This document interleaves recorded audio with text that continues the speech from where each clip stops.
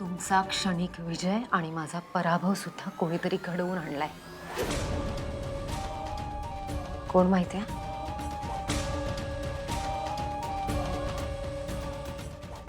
तुमचा कर्दनकाळ. हे सगळं आई त्रिनयना देवीच्या इच्छेप्रमाणे घडतंय. गेले काही दिवस शिखर चढलात ना तुम्ही, त्यामुळे हवेत आहात. पण आता खाली यायची वेळ झाली आहे. आणि खाली याल ते थेट आई त्रिनयना देवीच्या देवळात. आणि तिथेच मी तुझा अंत करेन.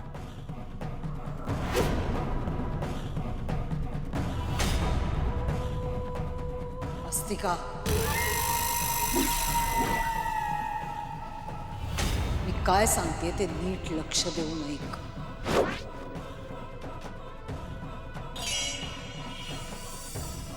काहीही झालं तरी बाबोशीला त्रिनयनेच्या देवळात जायचं नाही.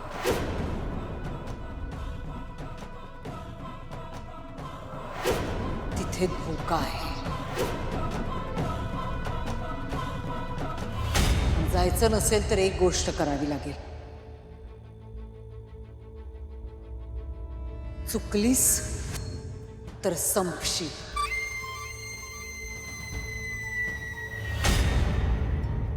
जर चुकलीस तर मृत्यू अटळ आहे. आता मी काय सांगते ते नीट लक्ष देऊन ऐक.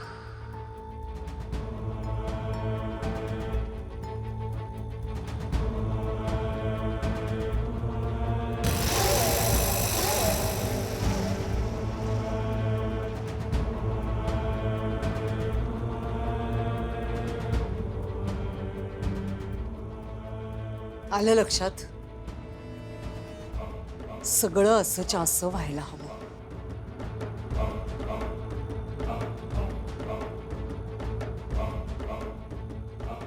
चूक झाली तर तुझाच जीव जाईल.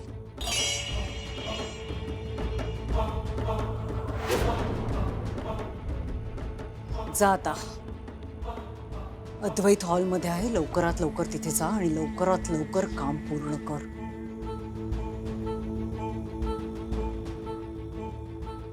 मला तयारी करायची आहे. बाबोशीला जायचंय. त्रिनयना देवी आईच्या मंदिरात.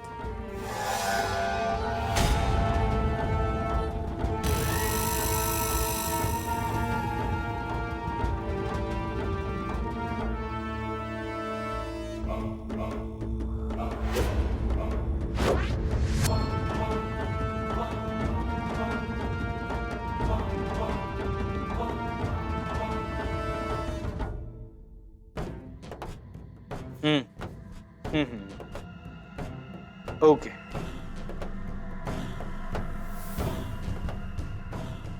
हाँ, तेजस करेल तुम्हाला फोन. ओके.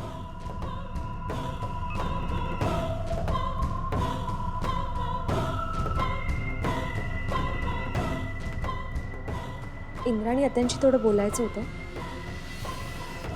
म्हणून त्यांच्याच खोलीत चालले. ओके.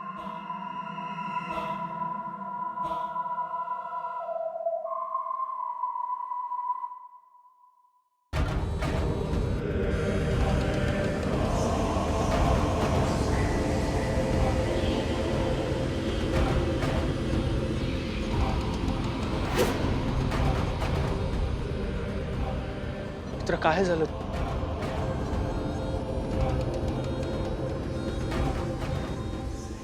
मित्र, काय झालं? काही त्रास होत?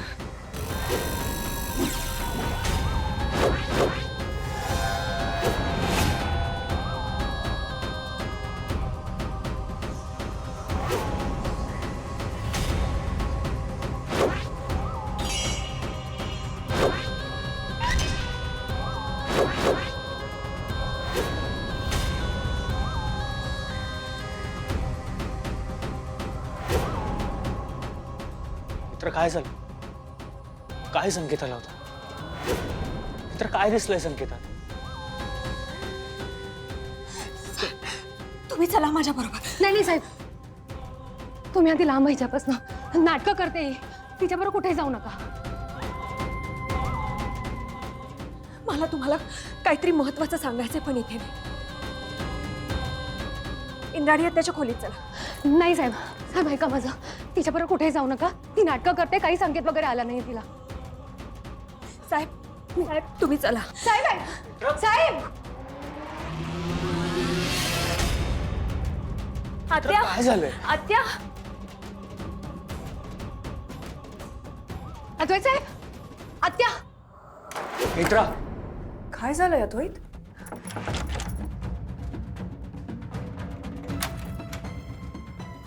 काय झालंय? मला मला संकेत आला होता.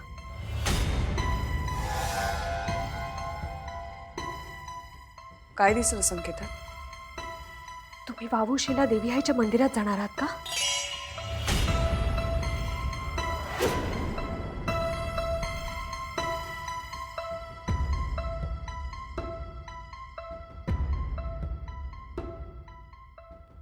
काय होतं संकेतात?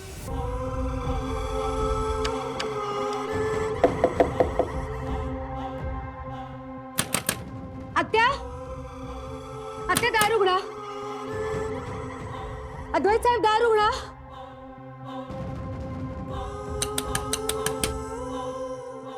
आत्या आत्या नका ना उघडू दरवाजा प्लीज.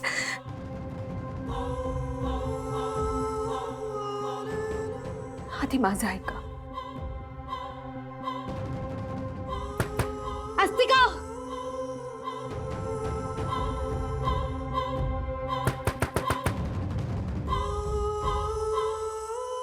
हा हा अद्वैत साहेबांच्या जीवन मरणाचा प्रश्न आहे.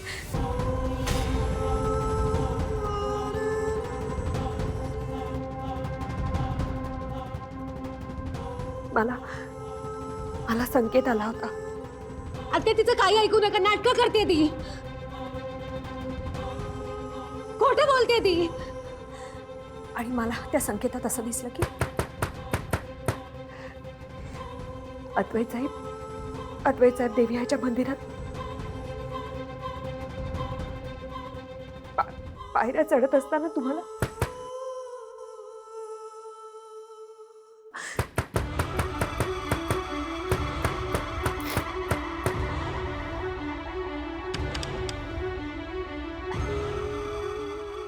मला खरंच कळत नाहीये. हा देवी आईचा संकेत आहे, पण मग ते न घडण्यासाठी काय करावं मला खरंच काहीही कळत नाही.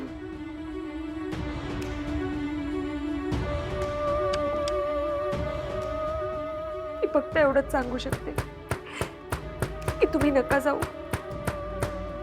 तुम्ही इथून कुठेही जाणार नाही.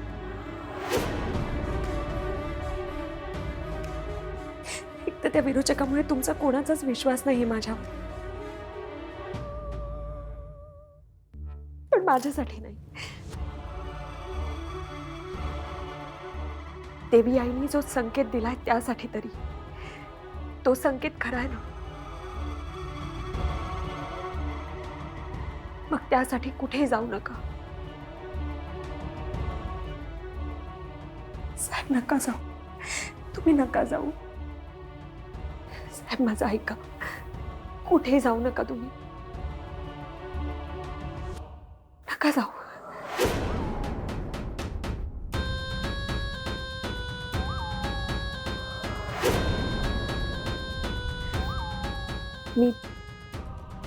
मी देवघरात जाऊन येते.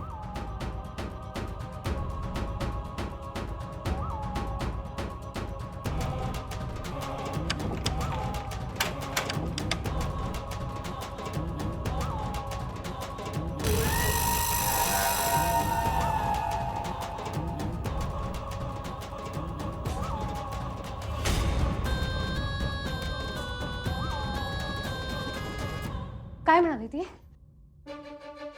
बोला ना, काय म्हणाली ती? ती नाटकं करते. संकेत आल्याचं नाटक केलं तिने. काय म्हणाली? कसला संकेत आलाय तिला? बोला ना काहीतरी.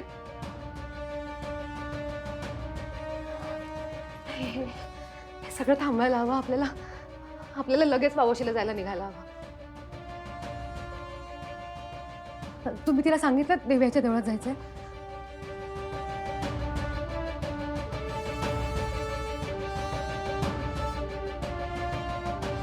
मी जरा आलोच.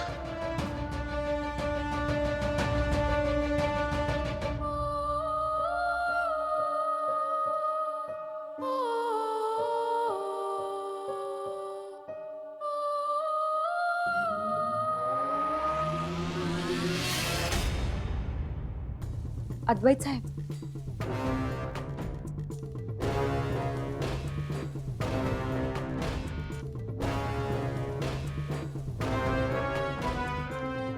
देवी आईला प्रार्थना केली, माझ्या अद्वैत साहेबांना काहीही होऊ देऊ नको.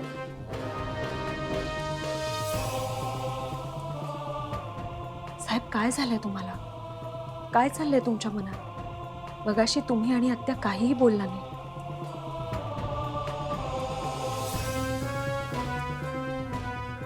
साहेब, माझ्यावर नाही, किमान मला आलेल्या संकेतावर तरी विश्वास ठेवा तुम्ही.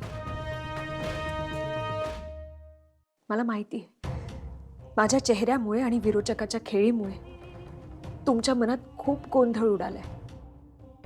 पण माझ्या रूपाचा नाही, माझ्या मनाचा विचार करा. मला सांगा, तुम्हाला का जायचंय वावोशीला?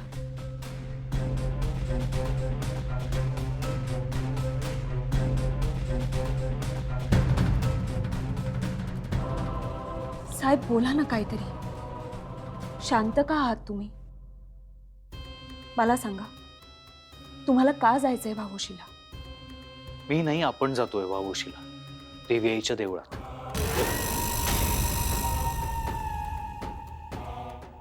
पण का? असं अचानक का? कळेल तिथे गेल्यावर. साहेब, तुम्हाला माहितीये, मला आलेला संकेत आजपर्यंत खोटा ठरलेला नाहीये. मला संकेतात दिसलंय की तिकडे तुमच्याबरोबर काहीतरी अघटित घडणार आहे. ही विरोचकाची नवीन चाल आहे. साहेब, बोला ना तुम्ही काहीतरी. शांत का आहात? ठीक आहे, मी तुम्हाला कुठेही जाऊ देणार नाही. मग तुम्ही मला अस्तिका समजा, नाहीतर विरोचक समजा. वाटेल ते झालं तरीही मी तुम्हाला कुठेही जाऊ देणार नाही. वाटेल ते झालं तरी चालेल, पण आपण वावोशीला देवी आईच्या देवळात जातोय.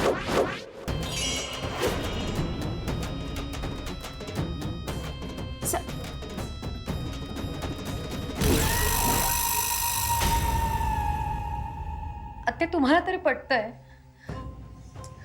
अस्तिकाला संकेत कसा येऊ शकतो? अस्तिका कोण, मित्रा कोण हे कळतच नाहीये अजून. ते मला खरंच कळत नाहीये. मी तुम्हाला कसं पटवून देऊ? ती खोटं बोलतेय, नाटकं करते. ती काय म्हणाली तुम्हाला? प्लीज सांगा ना मला, काय म्हणाली? कसला संकेत आला होता? आत्या, प्लीज सांगा ना मला, काय म्हणाली ती? तिला काय करायचं ते करू दे. तिला सुद्धा आता कळलंय की तिचं सत्य कधीही समोर येऊ शकतं, म्हणून एकावर एक खोटं बोलतेय ती. पण कोण अस्तिका, कोण नेत्रा हे देवी आई समोर सिद्ध होईल. आपण लवकरात लवकर वावोशीला जाऊया, देवी आईच्या देवळात. सांगा मला, कधी निघूया? आज संध्याकाळी.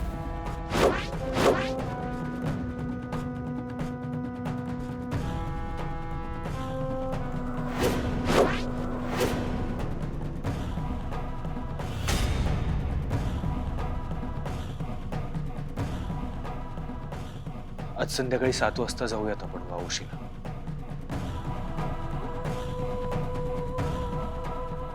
मित्र, तू पण तयार राहा.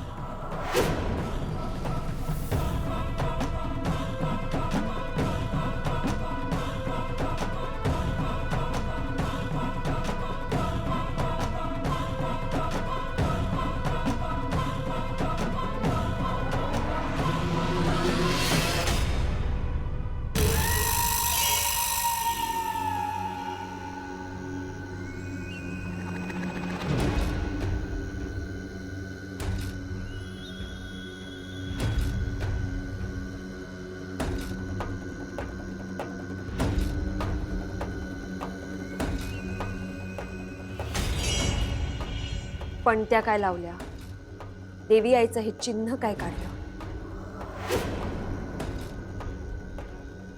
देवी आईचं चिन्ह काढल्यानंतर मी या चिन्हाला घाबरेन असं वाटलं होतं. उलट देवी आईच्या भक्तांचीच भंबेरी उडाली.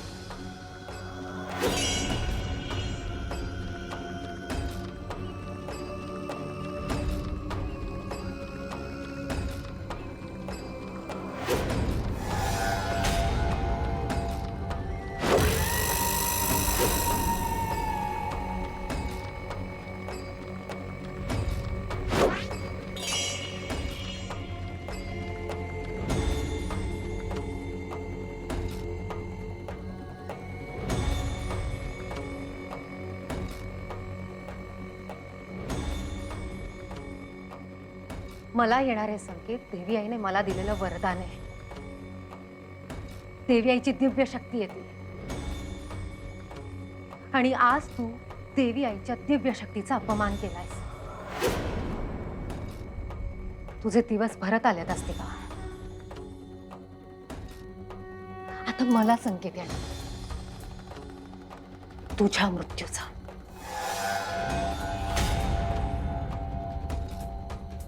त्या दिवशी वाचलीस तू,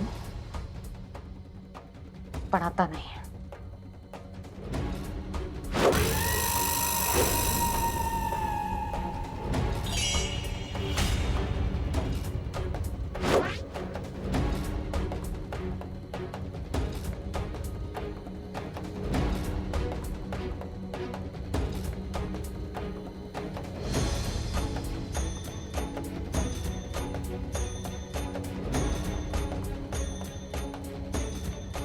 अस्तिका, काय करतेस तू? अस्तिका, मागे हो, मागे हो.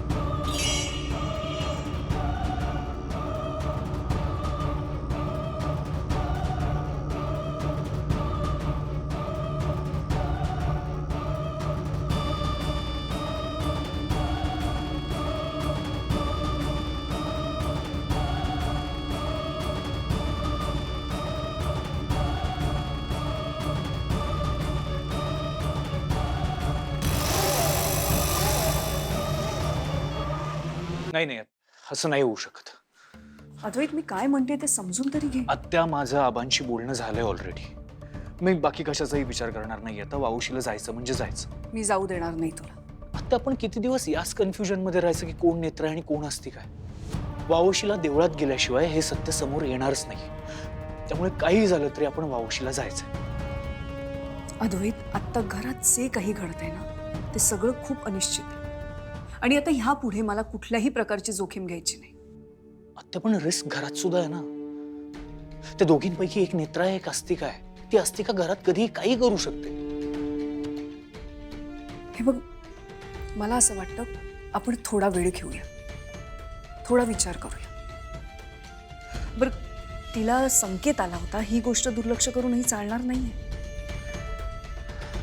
त्या सगळंच 50-50 आहे. म्हणजे आपण असं खात्रीने नाही म्हणू शकत की तिला खरंच संकेत आला होता.